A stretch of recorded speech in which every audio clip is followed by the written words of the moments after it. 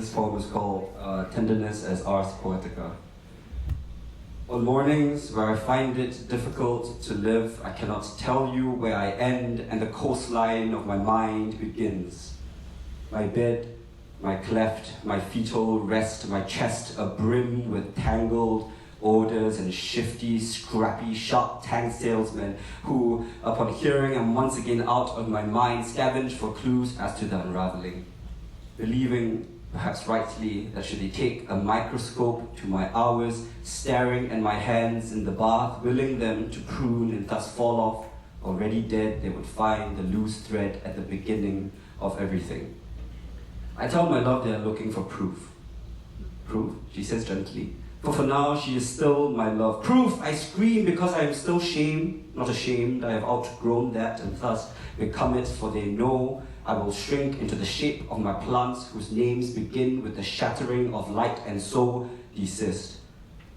My mother breaks my heart, but I forgive her because I did it first and then I learned to apologize. Then did it again. I write about refugees and feel only shame. I write about myself and feel only shame. I write about the coal and have to Google the coal, like how I first Googled what I secretly thought of in the language of fundamental design flaws.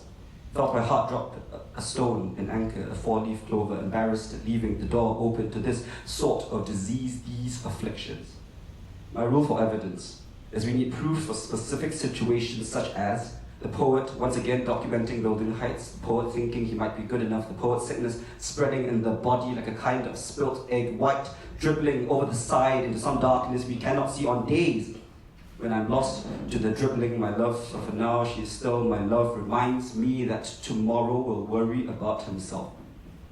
It is enough, simply, to still be alive and possible in this fragile world of measurable pain. A list of things needed like air. Vintage cargo pants, telling people you love them even if they cannot love you back. My body, not the sun.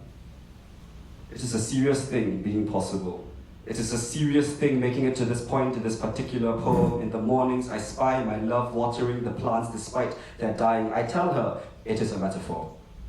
She smacks the top side of my head and asks, is that a metaphor? Not much is right, but for now, this is one of them. Elbows touching, we watch the dying thigh playing in the light, starting to tumble onto our kitchen garden, and are giddy with grief, giddy with joy, giddy with silly little life boys, the brave and taken belief that the leaves will straighten out again tomorrow, as if daring the winter to rob them of their names.